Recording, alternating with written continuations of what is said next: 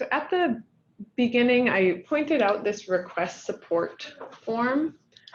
The number one reason users will request support that we've found historically is to request that you add organizations and funding sources. So for example, you've got a project implementer who has some partners that you were unaware of, but they want to make sure that those partners get credit for this project in the project tracker. So you may get an email with the subject, need an organization or funding source added to the list. So how to respond to those requests? From the program info menu here, there's a page for organizations and a page for funding sources. I pull open the organizations page. There's a few things you can do to organizations. You can, as administrators, delete organizations. This will be very rare and can result in data loss, so just do that carefully. You can open up the individual page of an organization and edit any information about it. So, for example, if you know that there is a primary contact for this organization, you can go ahead and select that. Logos, other things like that. Be okay with that. But going back to the list of organizations, there's an option to create a new organization.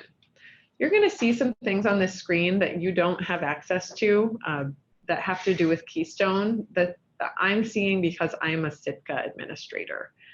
So you can ignore this pull organization from Keystone button, but you will be able to add a new organization just by giving the name, selecting the type of organization.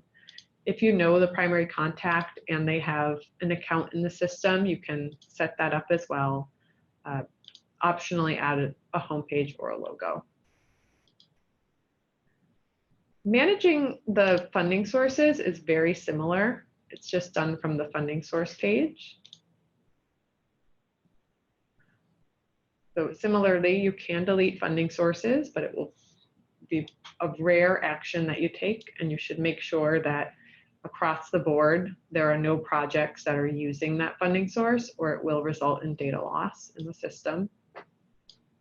You can make changes to the funding source, and you can also create a new one by giving it a name. If you know a description of the funding source. Importantly, all funding sources are related to an organization. So you will need to select which organization is managing that funding source.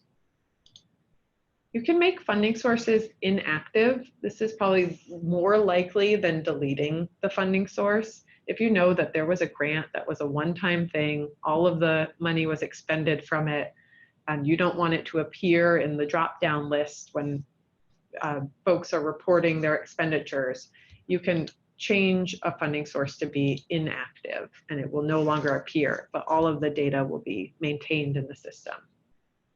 And finally, you can optionally add an amount if there is a cap to a funding source.